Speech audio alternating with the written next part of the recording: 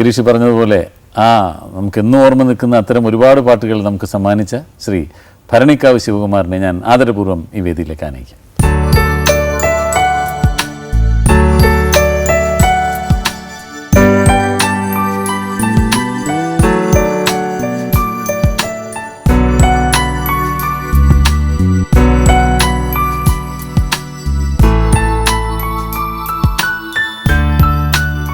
അല്ല, ഗിരീഷ് പറയായിരുന്നു ആദ്യമായിട്ട് കാണുന്നത് ഈ HMV ഡിസ്കിന്റെ അതിനുശേഷമാണ് പിന്നെ കാസറ്റ് ഒക്കെ വരാൻ. അന്ന് ഞാനന്നേരം 5ാം ക്ലാസ്സിലൊക്കെ പഠിക്കുകയാണ്.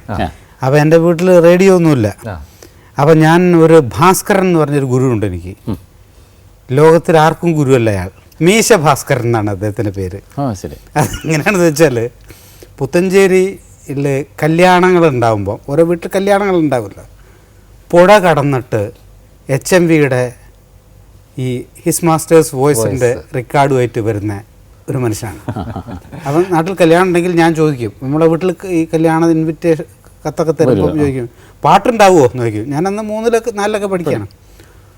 പാട്ടുണ്ടാവും എന്ന് പറഞ്ഞാൽ ആ കല്യാണത്തിന് അവിടുത്തെ വരനേക്കാൾ വധുവേക്കാളും സ്വപ്നം കാണുകയാണ് ഞാനാണ്. അങ്ങനെ ഒരു വരവുണ്ട്.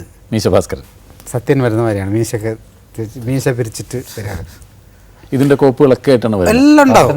മറ്റേ 2 കോളാമ്പി സാധനങ്ങളൊക്കെ. ആ ഭാസ്കരനെ സ്വീകരിക്കാൻ ഞാനുണ്ടാവും.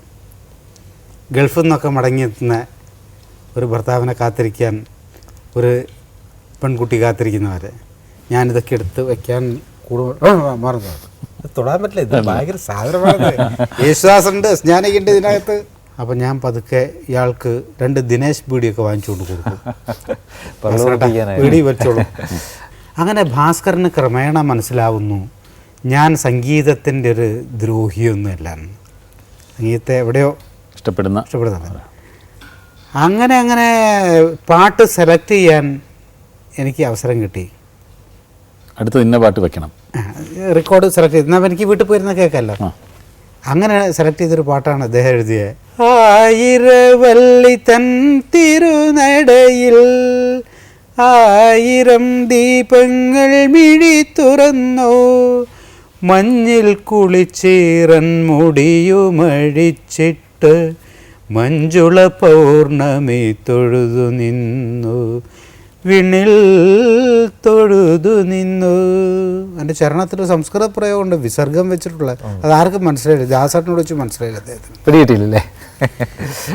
ധനുമാസ പുണർത നിലാവിലെ കുളിരിൻ്റെ ധവളമാം തൂവൽ കുടിലുകളിൽ സരസീത തളിരില കാട്ടിലെ സരസീത കിളികൾ വിസർഗല്ലേ തങ്ങളിൽ പിണയുമീ രാത്രിയിൽ മതം കൊണ്ടുമോടും നിന്റെ നാണത്തിലൻ മദന ശരനഖങ്ങൾ പൊതിയട്ടെ, ഞാൻ പൊതിയട്ടെ.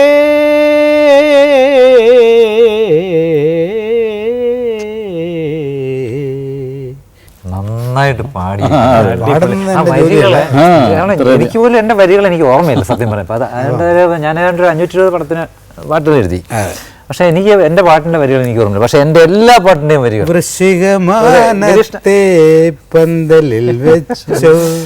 ഇത് ആശീർവാദം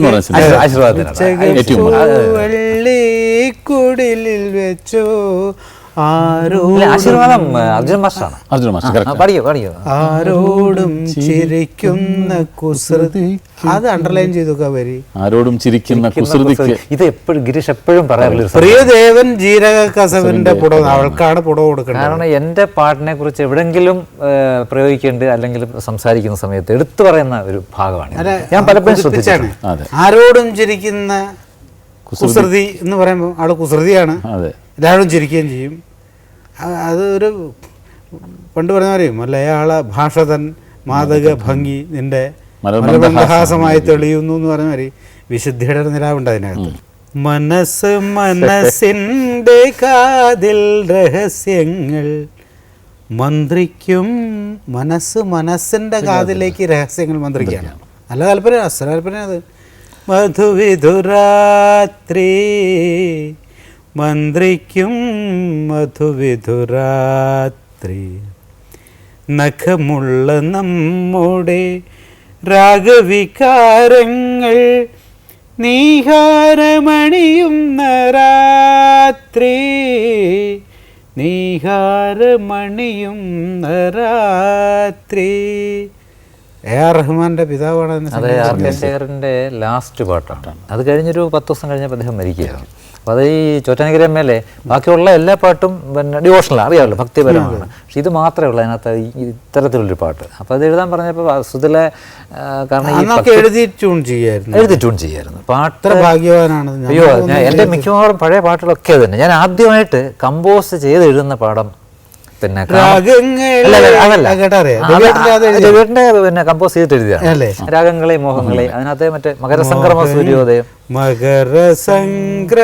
സൂര്യോദയം, മഞ്ജുള മരതക ദിവ്യോദയം, ആ പാട്ട് അതൊക്കെ അതെ. പിന്നെ അതിന് പക്ഷെ ആദ്യം ഞാൻ കമ്പോസ് ചെയ്തിട്ട് എഴുതുന്ന പാട്ടെന്ന് പറയുന്നത് നമ്മുടെ കാമക്രോധമോഹത്തിലെ മതിച്ചേട്ടൻ്റെ സുജാത ആദ്യം പാടിയ പാട്ടാണ്. സ്വപ്നം തേടും കണ്ണേ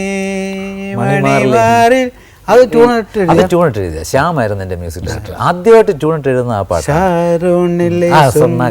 അതുപോലെ തന്നെ അതിനേക്കാൾ പിന്നെ അതിനകത്ത് വേറൊരു പാട്ടുണ്ട്, രാഗാർദ്ര ഹംസങ്ങളോ നമ്മൾ അതും ട്യൂണിട്ട് അപ്പോഴേക്ക് പ്രസ്ഥാനം തുടങ്ങി.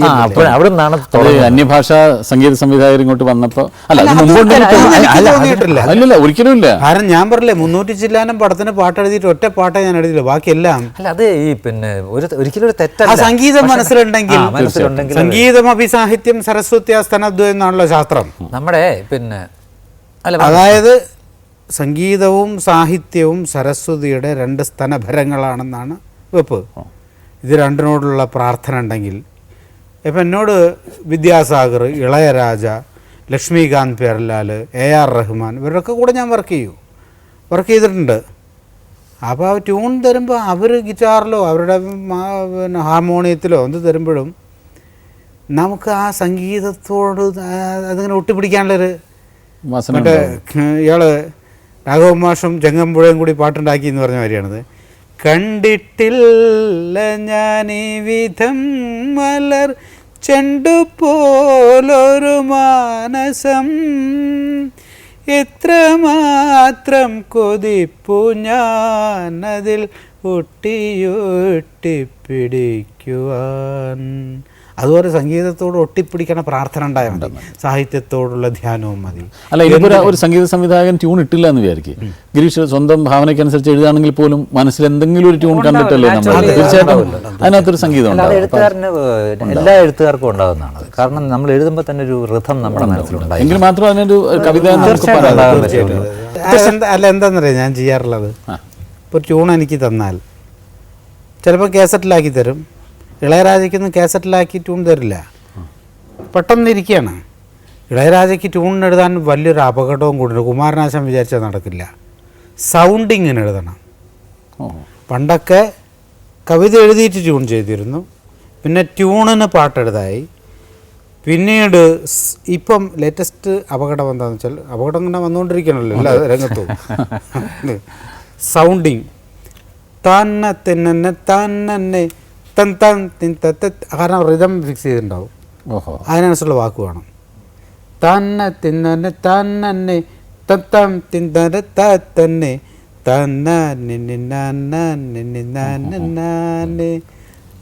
അവിടെ നമ്മൾ ജീവിതത്തിന്റെ സ്വപ്നമേ പറ്റില്ല.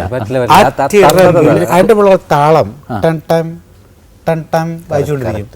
ആറ്റിറമ്പിലെ കൊമ്പിലെ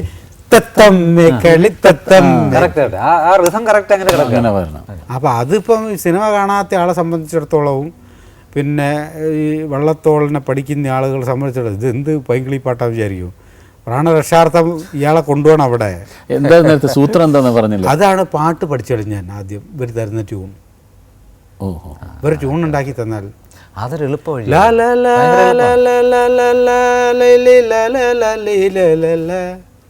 അതങ്ങ് പഠിച്ചാൽ പിന്നെ ഞാനിങ്ങനെ നടക്കുമ്പോൾ ഒരു 3 മിനിറ്റ് നടക്കുമ്പോൾ ഈ പാട്ടാ അറിയാതെ. അപ്പം അതിൻ്റെ മേളിൽ വാക്ക് അങ്ങോട്ട് വന്നിട്ട് വീഴും. ഒരുപാട് പാട്ടുകൾക്ക് എഴുതിയതിന് ശേഷം പിന്നീട് കമ്പോസ് ചെയ്ത് ട്യൂൺ ചെയ്ത് എടുത്തിട്ടുണ്ടെന്ന് പറഞ്ഞില്ല. തീർച്ചയായിട്ടും. അപ്പോൾ ഗിരീഷിനോട് എനിക്ക് അങ്ങനെ ചോദിക്കാൻ പറ്റില്ല, അതുകൊണ്ടാണ് ഞാൻ ചേട്ടനോട് ചോദിക്കുന്നത്. ഈ സാധാരണ ഇപ്പം നമ്മളൊരു പാട്ട് എഴുതി കഴിഞ്ഞിട്ട് അതിന് നല്ല സംഗീതം കിട്ടിക്കഴിയുമ്പോൾ ഈ നല്ല സംഗീതവും നല്ല രചനയും കൂടെ ബ്ലെൻഡായി ഒരു നല്ല പാട്ടുണ്ടാവും. തീർച്ചയായിട്ടും ഉണ്ടാവില്ല. അതല്ലാതെ ആവും ചിലപ്പോൾ നല്ല അല്ലാതെയും വരുന്നു. അങ്ങനെ തോന്നിയിട്ടുണ്ട്. അങ്ങനെ പലപ്പോഴും ചില പാട്ടുകൾ അങ്ങനെ തോന്നിയിട്ടുണ്ട്.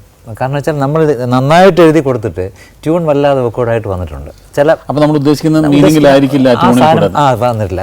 അത് മിക്കവാറും പറ്റിയിട്ടുള്ളത് ഈ എൻ്റെ അഭാവത്തിൽ ചെയ്ത പാട്ടുകൾക്കാണ്. കാരണം ഞാനൊരു അടുത്തിരിക്കുകയാണെങ്കിൽ എനിക്ക് ചില സൈഡ്സ് നമുക്കറിയാമല്ലോ, നമുക്ക് സജഷൻസ് കൊടുക്കാൻ പറ്റും. ഇതല്ലാതെ ചെയ്ത പാട്ടുകളാണ് അങ്ങനെ പാളിപ്പോയിട്ട്. അങ്ങനെ വരും. അതിൻ്റെ ഒരു മുറിക്കലിൽ ചിലപ്പോൾ ഇപ്പോൾ പ്രദക്ഷിണ വഴിയിൽ വെച്ച് എൻ്റെ ദേവൻ പ്രത്യക്ഷനായി സഖി എന്നാണ് കവി എഴുതിയിരിക്കുന്നത്. പക്ഷെ പാട്ടിൽ പ്രദക്ഷിണ വഴിയിൽ വെച്ചെൻ്റെ ദേവൻ. അപ്പൊ അന്ന് നമ്മളൊക്കെ ഇത് എന്താണ് ഈ വെച്ചെൻ്റെ ദേവൻ, അങ്ങനെ ആ വാക്ക് നമുക്ക് മനസ്സിലാവാതെ അതെന്ത് ദേവനാണെന്ന് തോന്നിയിട്ടുണ്ട്. അതൊക്കെ ശരിയാണ്, അങ്ങനെ സംഭവിച്ചിട്ടുണ്ട്. ട്യൂൺ ചെയ്യുമ്പോൾ വരുന്ന അല്ലാതെ പിന്നെ അത് മലയാളത്തിലെ പ്രമുഖരായ സംഗീത സംവിധായകർക്ക് വരെ ഇത്ര അബദ്ധം വന്നിട്ടുണ്ട്. ഈ നമ്മുടെ റഹ്മാൻ്റെ കാര്യം മുമ്പേ പറഞ്ഞില്ലേ, റഹ്മാൻ ആദ്യം ചെയ്തത് എൻ്റെ പാട്ടാണ്. അതൊരു പക്ഷേ ഗിരീഷിനും അറിയില്ലായിരിക്കും ഒരു പക്ഷേ, കാരണം ആൾക്ക് പലർക്ക് വേണ്ടിയിട്ടായിരുന്നു. പക്ഷേ എന്താണ് പുള്ളിയുടെ പേരല്ല വന്നിരിക്കുന്നത്, ആർ.കെ. ശേഖറിൻ്റെ പേരാണ്.